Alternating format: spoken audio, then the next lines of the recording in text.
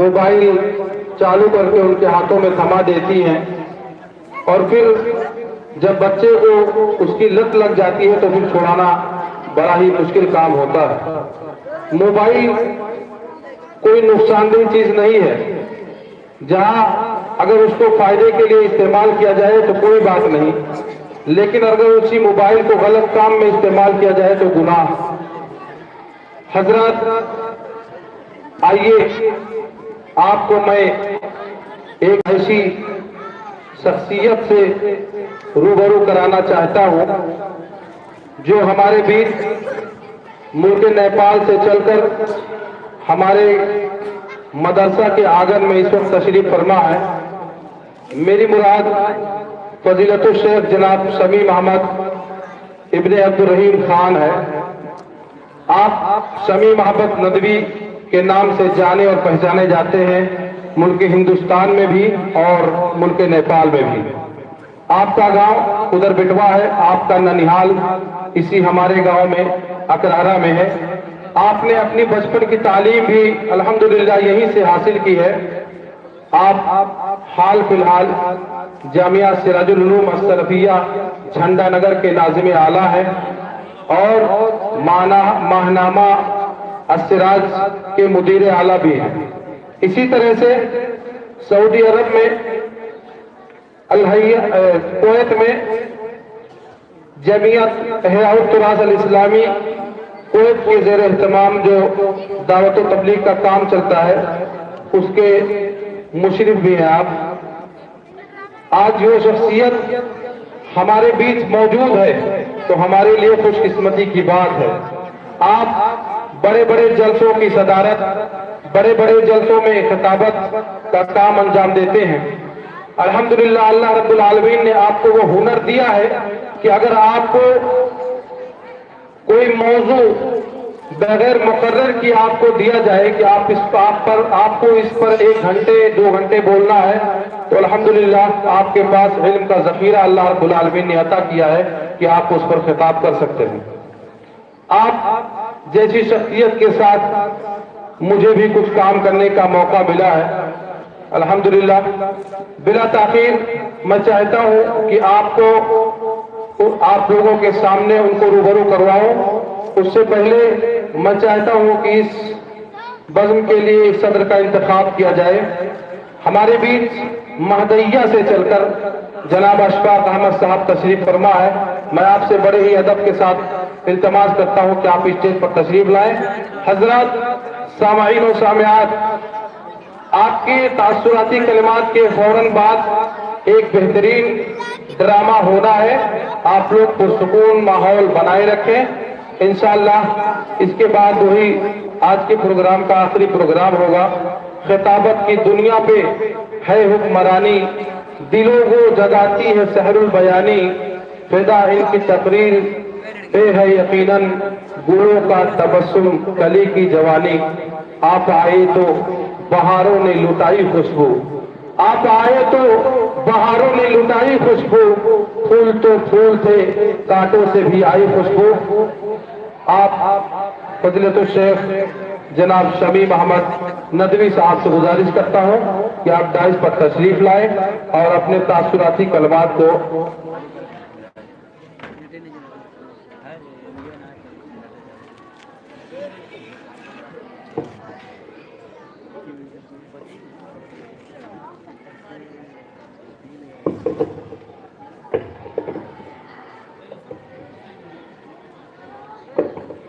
فضیلت الشیخ جناب شمیم احمد ندوی ناظم جامعہ سراج العلوم السلفیہ جھنڈا نگر نیپال آپ کے سامنے۔ السلام علیکم ورحمۃ اللہ وبرکاتہ۔ ان الحمد للہ نحمده ونستعینه ونستغفره ونعوذ باللہ من شرور انفسنا ومن سیئات اعمالنا، من يهده الله فلا مضل له ومن يضلل فلا هادي له، واشهد ان لا اله الا الله وحده لا شريك له، واشهد ان محمدا عبده ورسوله۔ محترم नाज़िम आला मदरसा हाजा, मुंतज़मीन मदरसा दरसगाह इस्लामिया, मोहतरम हाज़रीन व सामीन और हाज़रात व सामिआत, हमारी दुख्तरान मिल्लत और ख़वातीन इस्लाम। मदरसा इस्लामिया अकरहरा के इस दरसगाह की बहुत पुरानी रवायत रही है कि साल के इख्तिताम पर यहाँ पर तालीमी मुज़ाहरे का एहतमाम किया जाता रहा है। मैं बहुत ज़माने से, अरसे दराज से इस रिवायत से वाकिफ़ हूँ और यहाँ के तालीमी मुज़ाहरे की क़ुर्ब व जवार में भी और दूर दराज में भी काफ़ी शोहरत रही है। जो तलबा यहाँ साल भर में जो कुछ सीखते हैं, जो इल्म हासिल करते हैं, जो अपने तलबा से, अपने असातिज़ा से और अपने मुअल्लिमीन व मुअल्लिमात से हमारे तलबा और तालिबात जो कुछ भी हासिल करते हैं, साल के आखिर में तालीमी मुज़ाहरे की शक्ल में उसका कुछ नमूना पेश करते हैं। इधर कुछ अरसे से, कुछ कोविड की वजह से, कुछ पाबंदियों की वजह से और कुछ और दाखिली मसाइल की वजह से ये रवायत तकरीबन टूट गई थी या इसमें खलल पड़ चुका था। चूँकि मैं यहीं रहता हूँ, इस गांव से मेरा बहुत कदीमी ताल्लुक़ है, बल्कि मैं कहूँ कि खूनी रिश्ता है तो गलत नहीं होगा। इस मदरसे से भी ताल्लुक़ है, इस गांव से भी ताल्लुक़ है। मेरी इब्तदाई तालीम, जैसा कि मेरे तारुफ में बताई गई, जो बात बताई गई, मेरी इब्तदाई तालीम का कुछ हिस्सा यहाँ भी हुआ है। तो इस गांव से भी और इस इदारे से भी, इस तालीम के मरकज़ से भी मेरा गहरा रिश्ता ज़माने कदीम से, बल्कि बचपन से रहा है। तो मुझे यहाँ की नक़्ल व हरकत की, यहाँ की इस इदारे की सरगर्मियों की इत्तला भी बराबर मिलती रही है और ये मालूम होता रहा है कि यहाँ की तालीमी सरगर्मियों का क्या हाल है। तो दरमियान में खलल पड़ा, कुछ ताअत्तुल हुआ, उसके असबाब थे। तो हमारे भाई इस इदारे के नाज़िम अजीज़ गिरामी हसीब अहमद खां और उसके बाद उनके जो मुआविनीन हैं, उनके जो साथ काम करने वाली टीम है, उन लोगों ने इरादा किया कि इस साल तालीमी मुज़ाहरे का एहतमाम किया जाए ताकि हमारे तालीम का कुछ नमूना हमारे उन तलबा के सरपरस्तों तक, गांव के लोगों तक, क़ुर्ब जवार के लोगों तक वो नमूना पहुँचे और इस तालीम की अहमियत को वो समझें। तो ये काबिल क़द्र कदम है और ये कई साल के ताअत्तुल के बाद इसका एहतमाम किया गया है। तो उम्मीद की जाती है कि आइंदा इससे बेहतर अंदाज में इस तरह के प्रोग्रामों का एहतमाम किया जाता रहेगा। मैंने आज के प्रोग्राम में बाद नमाज इशा यहाँ पर हाजिरी दी और आज के प्रोग्राम में मेरी कुछ शिरकत रही। तो मैंने जो कुछ भी देखा उससे मुझे खुशी हुई, मेरी आँखों को ठंडक हासिल हुई। तलबा और तालिबात ने अपने तालीम का कुछ नमूना यहाँ पर पेश किया, तकरीरों को पूरी तैयारी के साथ पेश किया। मैं सारी चीज़ों पर फर्दन अलग अलग तबसरा नहीं कर सकता हूँ। मैं जब यहाँ पर दाखिल हुआ तो बैतबाजी का प्रोग्राम चल रहा था। हमारी तालिबात ने अच्छे अशार पेश किए, अच्छे लबो लहजे में अशार पेश किए और उससे साबित किया कि इनका ज़ौक़ कितना अच्छा है और अच्छे और मुंतखब अशार का ज़ख़ीरा इनके पास कितना बेहतर है। उसके बाद और भी मुख्तलिफ प्रोग्राम होते रहे, हदीसों का प्रोग्राम हुआ और तलबा ने बहुत अच्छे अंदाज में उन हदीस को पेश किया, सनद के साथ पेश किया और उसके बाद उन हदीस का तर्जुमा किया और तशरीह की और उन हदीस की रोशनी में एक एक हदीस पेश करके एक तरह से उसके गिर्द के उससे मुताल्लिक़ सारी बातें पेश की और एक मुकम्मल तकरीर की। उसके अलावा यहाँ पर मैंने देखा, जो मुशाहिदा किया, यहाँ पर कुछ तमसीली ड्रामे पेश किए गए। कुछ बातें ऐसी होती हैं कि जो तकरीर के ज़रिए से, तहरीर के ज़रिए से या किसी और ज़रिए से हमारे दिलों तक नहीं पहुंचती हैं, लेकिन जब उनको तमसीली शक्ल में लोगों के सामने वो बातें आती हैं तो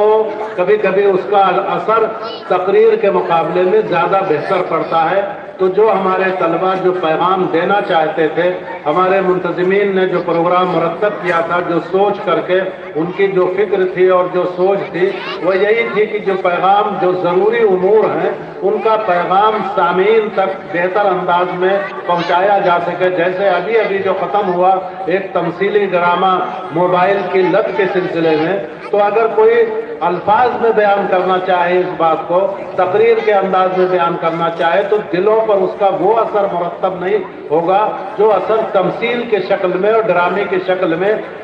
پڑتا ہے، کیونکہ آدمی اس کو مجسم شکل میں اپنی آنکھ کے سامنے دیکھ لیتا ہے کہ کس طرح سے اس کی آنکھیں خراب ہوتی ہیں، کس طرح سے بچے کی بھوک اڑ جاتی ہے، کس طرح سے دوسرے اور چیزوں میں اس کی دلچسپیاں ختم ہو جاتی ہیں اور وہ لت اس حد تک پہنچتی ہے۔ کتنے حادثے ہوتے ہیں آج کل موبائل کی لت میں، آپ اخبارات میں دیکھتے ہوں گے اور اخبارات کے دوسرے ذرائع میں سنتے ہوں گے کہ کس طرح سے موبائل میں مگن آدمی چلا جا رہا ہوتا ہے اور ایکسیڈنٹ کا شکار ہو جاتا ہے اور روڈ ایکسیڈنٹ کا یا ٹرین کے سامنے آ کر کے کٹ جاتا ہے۔ تو یہ سارا یہ لت جو ہے، یہ جو عادت ہے، عادت ایک ضرورت کی چیز ہے یہ موبائل، اس سے کوئی انکار نہیں ہے اور اس سے بڑے بڑے کام ہوتے ہیں، بڑے بڑے مسائل حل ہوتے ہیں، لیکن اس کے بعد اس کو اگر لت کی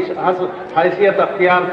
کر لی جائے یہ عادت، تو اس کے بہت سے مفاسد بھی ہیں، بہت سے مضرات بھی ہیں، نقصانات بھی ہیں۔ تو میں نے ان پروگراموں کو دیکھا، مجھے خوشی ہوئی، مجھے کہا گیا کہ چند باتیں میں کہوں، تو میں نے سوچا کہ کچھ باتیں آپ کے سامنے رکھوں۔ اب میں کچھ باتیں کہنا چاہتا ہوں، اگرچہ ابھی پروگرام چل رہا ہے اور درمیان میں کچھ کہوں تو ایک طرح سے دخل در معقولات خود مجھے لگ رہا ہے اور آپ کے پروگرام میں خلل انداز ہونے کا مجھے احساس ہو رہا ہے، لیکن جس موضوع کو لے کر کے یہ پروگرام ہو رہا ہے میں اسی موضوع سے متعلق چند باتیں آپ کے سامنے رکھنا چاہتا ہوں۔ میرے بزرگوں، دوستوں اور عزیزوں، دختران ملت اور خواتین اسلام، آپ کو یہ بات ذہن نشین رکھنی چاہیے کہ تعلیم کی کتنی بڑی اہمیت ہے اور تعلیم کا کتنا بڑا مقام ہے، علم کا کتنا بڑا مقام ہے، یہ ہمارے مذہب دین اسلام سے زیادہ کوئی نہیں جان سکتا ہے۔ آج مسلمان تعلیم میں پیچھے ہیں، آج علم میں دنیا کی دوسری قوموں سے وہ پیچھے جا چکے ہیں، تو یہ سمجھا جاتا ہے عام طور سے کہ مسلمانوں کو تعلیم سے کوئی دلچسپی نہیں ہے، لیکن حقیقت یہ ہے کہ تعلیم کا جتنا بڑا سرمایہ اور جتنا بڑا اثاثہ اسلام نے پیش کیا ہے ہماری بنیادی تعلیمات کے اندر، ہمارے قرآن کی تعلیمات کے اندر، ہمارے احادیث مبارکہ کی تعلیمات کے اندر علم کی جتنی بڑی اہمیت بتائی گئی ہے، علماء دین کا اور عام علماء کا جتنا بڑا مقام بتایا گیا ہے، اس کا دنیا کے کسی اور مذہب میں مذہبی حیثیت سے عشر عشیر بھی کہیں نہیں ہے کسی اور مذہب کے اندر۔ یہاں ہمارے مذہب میں تعلیم کو، علم کے حصول کو عبادت کا درجہ دیا گیا ہے، عبادت کا درجہ حاصل ہے۔ آدم علیہ السلام کی، بنی نوع انسان کی فضیلت فرشتوں پر اسی علم کی وجہ سے ہوئی ہے۔ جب اللہ تبارک و تعالیٰ نے جب فرشتوں نے آدم کی تخلیق پر ایک طرح سے شک و شبہ کا اور تذبذب کا اظہار کیا،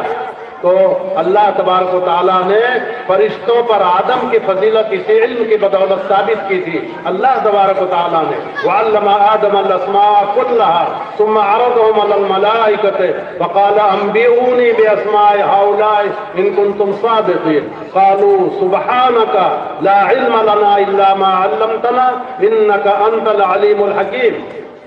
جب فرشتوں نے کہا، اللہ تبارک و تعالیٰ نے جب ارادہ ظاہر کیا کہ میں اس دنیا میں اپنا جانشین بنانا چاہتا ہوں، اپنا ایک نمائندہ بنانا چاہتا ہوں، تخلیق کرنا چاہتا ہوں، تو فرشتوں نے اعتراض کرتے ہوئے، شک و شبہ کا اظہار کرتے ہوئے کہا تھا کہ یہ انسان تو بڑے فسادی ہیں، اس دنیا کو فتنوں و فساد سے بھر دیں گے۔ تو اللہ تبارک و تعالیٰ نے آدم کی فضیلت فرشتوں پر ثابت کی، یہ کہہ کر کے وَعَلَّمَ آدَمَ الْأَسْمَاءَ كُلَّهَا، اللہ نے آدم علیہ السلام کو ساری چیزوں کے نام بتا دیے اور فرشتوں سے کہا، پوچھا، سوال کیا کہ اب تم ان چیزوں کے نام بتاؤ۔ فرشتے بتانے سے قاصر رہ گئے۔ اللہ تبارک و تعالیٰ نے آدم علیہ السلام سے کہا کہ اب تم گناؤ۔ ان چیزوں کے ناموں کو آدم علیہ السلام نے گنا دیا۔ جب آدم علیہ السلام کے فرشتوں پر فضیلت ثابت ہو گئی علم کی بدولت، تب اللہ تبارک و تعالیٰ نے فرشتوں کو حکم دیا کہ اب آدم کو سجدہ کرو، آدم کو سجدہ کرو۔ یہ قابل سجدہ اس وجہ سے ہے کہ ان کے پاس تم سے زیادہ علم ہے۔ فرشتے جن کا مقام و درجہ، ملائکہ جن کا درجہ انسانوں سے اونچا مانا جاتا ہے، ان کو نہ کھانا ہے نہ پینا ہے نہ دنیا کی کوئی اور ضرورت ہے، بس وہ صرف اللہ کی عبادت کے لیے پیدا کیے گئے ہیں۔ لیکن علم میں جو اللہ نے آدم علیہ السلام کو جو دیا تھا، اس علم میں فرشتے آدم کا مقابلہ نہیں کر سکے، تو اس شرف اور فضیلت کی وجہ سے، وہ شرف اور فضیلت کیا کہ علم کے شرف اور فضیلت کی وجہ سے اللہ تبارک و تعالیٰ نے فرشتوں کو کہا کہ تم آدم کو سجدہ کرو کیونکہ آدم کا علم تم سے زیادہ ہے۔ تو یہ معمولی بات ہے، ہمارے لیے معمولی شرف و افتخار کی بات ہے کہ ہمارا درجہ فرشتوں سے اونچا ہے اگر ہم علم میں آگے بڑھ جائیں۔ اور دوسرے دیکھیے علم کا درجہ کتنا اونچا ہے کہ جب وحی کا سلسلہ شروع ہوا، اللہ تبارک و تعالیٰ نے اپنے فرشتے کو نبی اکرم صلی اللہ علیہ وسلم کے پاس نبوت کا پیغام دے کر کے بھیجا، تو سب سے پہلا لفظ جو کہا وہ اقرا، سب سے پہلا لفظ اقرا، پڑھو۔ تو پڑھنے کا کتنا بڑا مقام ہے، اسی طرح سے اللہ لکھنے کا بھی مقام ہے۔ اللہ تبارک و تعالیٰ نے ایک پوری سورت القلم کے نام سے نازل کے، نون والقلم، اللہ نے قلم کی قسم کھائی ہے۔ تو قلم لکھنے کے کام آتا ہے، اور پڑھنے کے لیے اقرا کا لفظ سب سے پہلا لفظ، یعنی قرآن پاک جو اتنی مقدس و معظم کتاب ہے، اس کا جو سب سے پہلا لفظ ہے وہ اقرا، یعنی پڑھو۔ اور ایک بار نہیں، بار بار جب جبریل علیہ السلام کہتے اقرا تو رسول اللہ صلی اللہ علیہ وسلم کہتے ما انا بقاری، میں پڑھنا نہیں جانتا، میں پڑھ نہیں سکتا ہوں۔ پھر کہتا اقرا، پڑھو۔ تین بار اس طرح کی باتیں ہوئی، تین بار اقرا کا لفظ آیا قرآن میں ایک جگہ ہے۔ اسی طرح سے علم کی اہمیت کو آپ تب سمجھیے، آپ کو اندازہ ہوگا کہ علم کو حاصل کرنے کے لیے ہر طرح کی مشقت اور تکلیف برداشت کرنے کا حکم دیا گیا ہے۔ چنانچہ جب اسلام کی کرنیں مکے کے مقدس سرزمین پر طلوع ہوئیں تو اس وقت تک مکے میں صرف 7 آدمی لکھنا پڑھنا جانتے تھے، لیکن علم کی اہمیت اتنی بڑھی، رسول اللہ صلی اللہ علیہ وسلم نے علم کی اتنی نشر و اشاعت کی کہ ایک بڑی تعداد مسلمانوں میں عالم بن کر نکلی۔ بہت سے لوگ قرآن کا علم حاصل کرنے والے بنے، حدیث کا علم حاصل کرنے والے بنے، اور ہر چیز میں انہوں نے وہ کیا کہ مسلمانوں کے اندر علم کی اہمیت کا اندازہ اس سے لگائیے کہ مکے میں جب غزوہ بدر کے بعد کفار مکہ گرفتار ہو کر کے آئے تو ان کے بارے میں طے کیا گیا کہ فدیہ دے کر کے چھوٹ جائیں۔ تو فدیہ دے، جن کے پاس فدیہ نہیں تھا تو رسول اللہ صلی اللہ علیہ وسلم نے فرمایا کہ ایک کافر 10 مسلمان آدمیوں کو یا مسلمانوں کے بچوں کو لکھنا پڑھنا سکھا دے، یہی اس کا فدیہ ہے۔ یعنی کافروں کی بھی خدمات حاصل کی گئی علم کی اشاعت کے لیے۔ یہ اس سے علم کی اہمیت کا اندازہ ہوتا ہے۔ آج دنیا میں مسلمان اپنی کاہلی کی وجہ سے، اپنی تساہلی کی وجہ سے، علم سے غفلت کی وجہ سے عصری علوم کے معاملے میں بھی اور دنیاوی دینی علوم کے معاملے میں بھی اپنے دوسرے ہم عصر قوموں سے پیچھے چلے گئے ہیں۔ یہ ہمارے لیے بڑی شرم کی بات ہے۔ اسی کا نتیجہ ہے کہ آج دنیا میں مسلمان دنیاوی علوم میں پیچھے ہیں، ترقی میں پیچھے ہیں، سائنسی علوم میں پیچھے ہیں اور دوسروں کے دست نگر اور محتاج ہیں۔ لیکن اگر وہ اپنے علوم کی تحصیل میں آگے بڑھتے رہتے جیسے ان کے اسلاف نے کیا، جیسے ہمارے اسلاف نے بنی امیہ کے زمانے میں، خلافت عباسیہ کے زمانے میں، اسپین پر حکومت کے زمانے میں، بغداد پر حکومت کے زمانے میں جس طرح سے انہوں نے دارالعلم اور دارالعلوم قائم کیے تھے، اگر اس راستے پر آگے بڑھتے رہتے تو یورپ اور امریکہ اور دنیا کی ترقی یافتہ قومیں ہمارے قدموں میں ہوتی۔ جیسے کہ اندلس میں جب مسلمانوں کی حکومت تھی تو جو انہوں نے یونیورسٹیاں قائم کی تھی، ان یونیورسٹیوں میں یورپ کے دوسرے ملکوں ملکوں کے طلبہ آ کر کے علم حاصل کرتے تھے، جرمنی سے، برطانیہ سے، فرانس سے، اندلس کے مسلمانوں کے قائم کردہ یونیورسٹیوں کے اندر، اسی طرح سے بغداد میں خلافت عباسیہ کے زمانے میں، ہارون رشید کے زمانے میں، مامون کے زمانے میں جو یونیورسٹیاں قائم تھیں اس میں دنیا بھر کے طلبہ مسلمان اور غیر مسلم سب آ کر کے علم حاصل کرتے تھے۔ تو دنیاوی علوم کو بھی انہوں نے بہت ترقی دی۔ آج مسلمانوں کی تخلف اور پسماندگی کی جو سب سے بڑی وجہ ہے وہ یہی ہے کہ علم میں پیچھے چلے گئے ہیں، دینی علوم اور دنیاوی علوم دونوں میں پیچھے چلے گئے ہیں۔ آج سب سے زیادہ ترقی یافتہ قوم اپنی تعداد کے اعتبار سے اگر کوئی ہے تو وہ یہودی ہیں، کیونکہ ان یہودیوں نے علم کے حاصل کرنے پر بڑی کڑی محنت کی ہے۔ آج اگر نوبل پرائز 100 آدمیوں کو ملتا ہے تو 97 یہودیوں کو ملتا ہے اور 3 دوسرے لوگوں کو ملتا ہے۔ 97% نوبل پرائز یہودیوں کو ملتا ہے، اس لیے کہ علم میں، ایجادات میں اور ترقیات میں اور سائنسی علوم کے اصول میں بہت آگے نکل چکے ہیں۔ میں اپنی بات ختم کرتا ہوں صرف ایک واقعہ بتاتے ہوئے جو علامہ اقبال کے سیرت و سوانح کے سلسلے میں نے پڑھا ہے کہیں پر کہ علامہ اقبال جب یورپ کے دورے پر تھے، علامہ اقبال کی تعلیم کا بڑا حصہ یورپ میں ہوا۔ انہوں نے جرمنی سے ڈاکٹریٹ کی ڈگری حاصل کی۔ اس زمانے میں اپنے وقت میں تو علامہ اقبال جب یورپ کے دورے پر تھے تو ایک جگہ وہ شام کے وقت پارک میں گئے تفریح کے لیے، اور پارک کے ایک بنچ پر وہ بیٹھے ہوئے تھے تو دیکھا کہ سارے بچے کھیل کود رہے ہیں، طرح طرح کے کھیلوں میں مصروف ہیں، اور ایک بچہ ایک کونے میں ایک بنچ پر بیٹھا ہوا ہے اور افسردہ سا بچہ بیٹھا ہوا ہے، کسی کھیل میں شرکت نہیں کر رہا ہے۔ علامہ اقبال اس کے قریب گئے، وہ کچھ پڑھ رہا تھا یا لکھ رہا تھا۔ علامہ اقبال شاعر مشرق علامہ اقبال، ابھی ہماری بچیاں جو بیت بازی کا پروگرام چل رہا تھا تو میں نے دیکھا کہ ان کے اشعار کا انتخاب اچھا ہے، زیادہ تر کلیات اقبال سے زیادہ تر علامہ اقبال کے کلام کا انتخاب وہ پیش کر رہی تھی۔ ایک مسلمان اگر پڑھا لکھا ہے اور اس کے بعد ذرا بھی شعری اور ادبی ذوق ہے، ذرا بھی علمی ذوق ہے، تو علامہ اقبال کے اشعار سے بے نیاز نہیں ہو سکتا۔ ایک دینی مدرسے میں جب بچہ جاتا ہے اور اس کو جو دعا پڑھائی جاتی ہے وہ علامہ اقبال کی دعا ہے، لب پہ آتی ہے دعا بن کے تمنا میری، اور بڑے بچوں کو جو دعا پڑھائی جاتی ہے وہ بھی علامہ اقبال کی نظم ہے، جو اس وقت سے لے کر کے تقریباً 100 سال سے آج تک ان مدارس میں پڑھائی جاتی رہی ہے، اور بچے بڑے ذوق شوق سے سنتے ہیں۔ تو وہ علامہ اقبال شاعر مشرق اس بچے کے پاس گئے اور کہا بیٹا سارے بچے کھیل رہے ہیں اور طرح طرح کے کھیل کود میں مصروف ہیں، تم پڑھ کیوں نہیں، تم کھیل کیوں نہیں رہے ہو، تمہیں کھیلنا پسند نہیں؟ کاش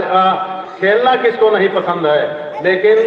ہماری قوم بہت چھوٹی سی ہے، ہماری قوم بہت پسماندہ ہے، ہماری قوم کے افراد کی تعداد بہت کم ہے۔ اگر میں بھی کھیل کود میں مصروف ہو جاؤں گا تو پھر ہماری قوم ترقی کیسے کرے گی؟ اس لیے یہ وقت جو بچے کھیل کود میں لگا رہے ہیں وہ وقت بھی میں ضائع نہیں کرنا چاہتا، اس کو پڑھنے میں لگانا چاہتا ہوں۔ علامہ اقبال نے پوچھا کہ تم ہو کون؟ کہا میں یہودی ہوں۔ وہ یہودی بچہ جب سارے عیسائی بچے کھیل رہے تھے تب وہ اس وقت پڑھ رہا تھا۔ آج دنیا دیکھ رہی ہے کہ ان یہودیوں نے کیا کیا کارنامے انجام دیے، کہ بہت سی چیزیں ایجادات ہیں، وہ چاہے مغرب کی ہوں، چاہے مشرق کی ہوں، چاہے یورپ کی ہوں، چاہے امریکہ کی ہوں، اور بڑے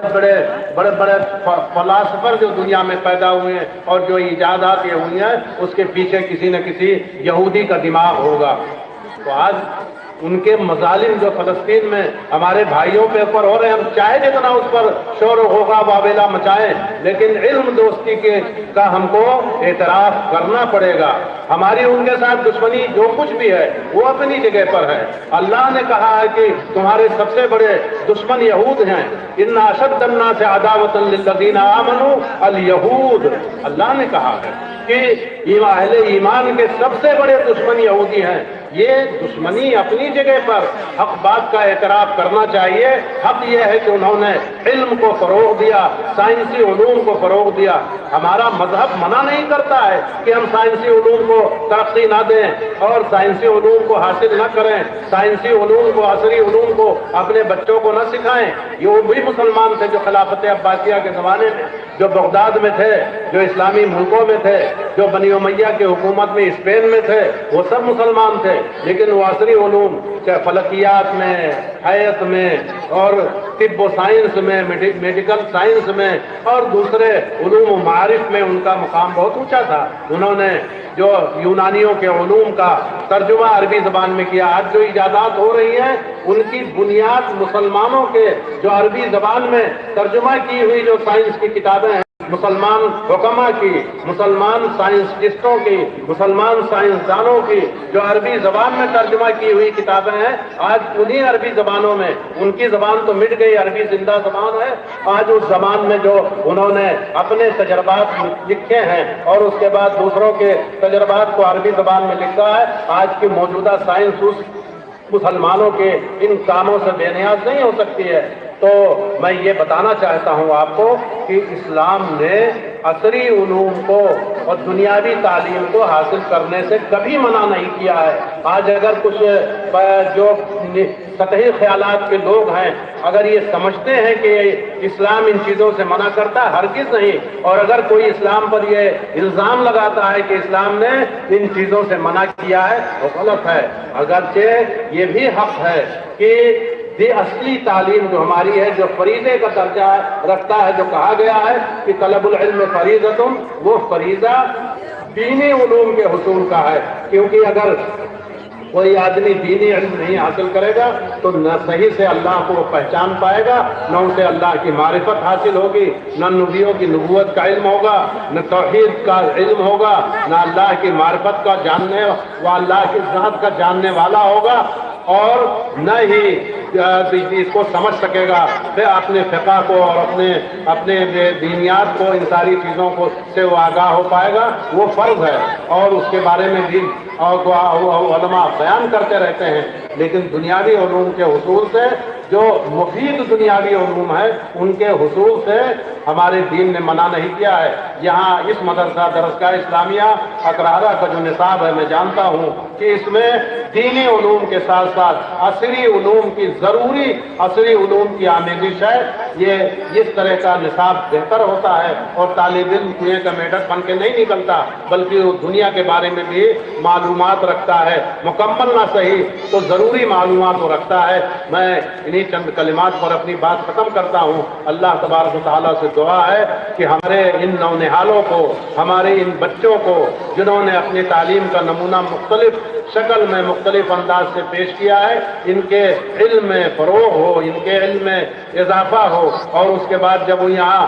درسگاہ اسلامیہ اقرارہ سے نکلیں، کسی اور بڑے مدرسے میں جائیں اور کسی بڑے جامعہ میں جائیں، وہاں سے کسی بلاد عرب کی یونیورسٹی میں جائیں، اور اس کے بعد جا کر کے اپنے تعلیم کو، اعلیٰ سے اعلیٰ تعلیم کو حاصل کریں، اور جب واپس گھر میں آئیں تو اپنے ماں باپ کی آنکھوں کو ٹھنڈی کریں۔ اللہ تبارک و تعالیٰ سے دعا ہے کہ ہم کو اور سب کو، ہمارے سب کی یہاں پر حاضری کو قبول فرمائے، ہمارے نونہالوں کو، ہمارے بچوں کی، ہمارے بچیوں کی، دختران ملت کی حفاظت فرمائے، ان کے زیور تعلیم سے آراستہ فرمائے۔ وآخر دعوانا ان الحمد للہ رب العالمین۔